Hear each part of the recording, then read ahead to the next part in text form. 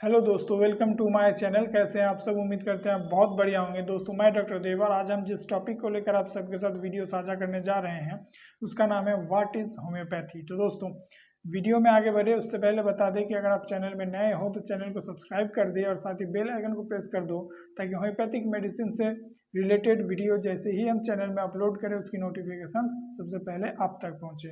तो चलिए अब वीडियो में आगे बढ़ते हैं। तो दोस्तों, होम्योपैथी क्या है इस विषय में हम जानेंगे। उससे पहले बात करेंगे होम्योपैथी के जनक doctor Christian Samuel Frederick Hahnemann के विषय में, जिसे हम फादर ऑफ होम्योपैथी भी कहते हैं। तो दोस्तों, सर हैनीमैन का जन्म 10 अप्रैल 1755 को जर्मनी के मिसेन शहर में हुआ था।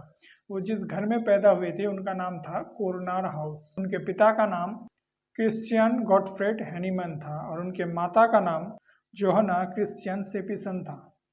डॉक्टर हैनीमैन कुल 3 भाई बहन थे और इनकी शुरुआती पढ़ाई जर्मनी के मिसेन शहर के लैटिन टाउन नामक स्कूल में हुआ था। बाद में वो प्रिंसेस स्कूल में ट्रांसफर हो गए, जहां से उन्होंने अपनी स्कूलिंग की पढ़ाई कंप्लीट की। स्कूलिंग कंप्लीट करने के बाद वो लिप्जिंग चले गए और वहां पर उन्होंने लिप्जिंग यूनिवर्सिटी से 1775 में मेडिकल की स्टडी शुरू की। साथ में वो फैमिली फिजिशियन का काम भी करने लगे। इसके बाद 1779 में आर्लिंग यूनिवर्सिटी से उन्होंने एमडी की डिग्री हासिल की। एमडी की डिग्री हासिल करने के बाद वो हेडस्टेड शिफ्ट कर गए और वहीं पे उन्होंने एलोपैथी की प्रैक्टिस शुरू की। फिर उन्होंने 17 नवंबर 1782 को हेनरिटी कुचलर नामक लड़की से शादी की। दोस्तों, आपको जानकर आश्चर्य होगा कि डॉक्टर हैनीमैन कुल 12 अलग अलग भाषाओं की जानकारी रखते थे।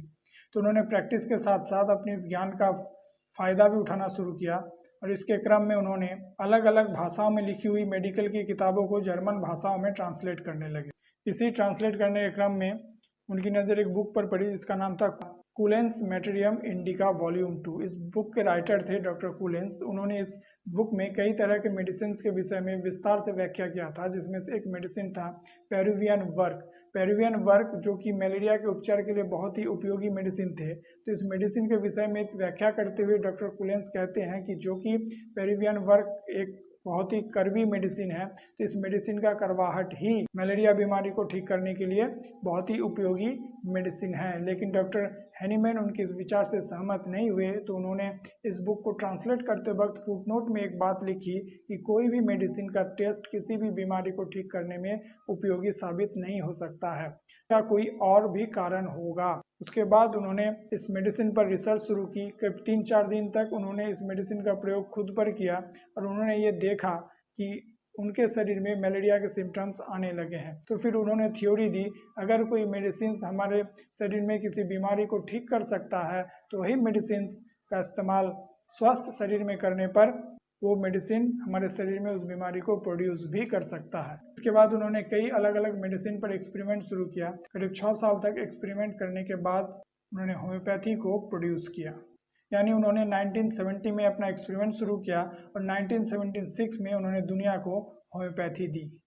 इसके बाद उन्होंने एक ऐसे लिखा जिसका नाम था essay on the new principle for the creative power of drugs and some examination of the previous principle। तो दोस्तों, इसी ऐसे के साथ होम्योपैथी दुनिया भर में डिस्कवर हो गई और होम्योपैथी के शुरुआती दौर में हम इसी ऐसे के जरिए होम्योपैथी के विषय में जानने और पहचानने लगे।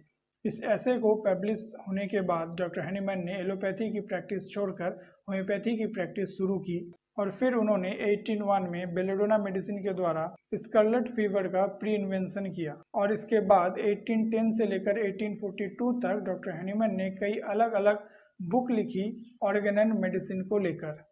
फिर वो दिन आया जब डॉक्टर हैनीमैन हम सबको छोड़कर इस दुनिया से विदा हो गए। वो दिन था 2 अक्टूबर 1843, समय था सुबह 5 बजे। दोस्तों, अब तक के लिए बस इतना ही। फिर मिलते हैं अगले वीडियो में कोई और टॉपिक या कोई और मेडिसिन के साथ। तब तक के लिए धन्यवाद। तो दोस्तों, अब तक के लिए बस इतना ही। वीडियो अच्छी लगे तो वीडियो को लाइक कमेंट शेयर जरूर करें। फिर मिलते हैं अगले वीडियो में कोई और टॉपिक के साथ। तब तक के लिए धन्यवाद।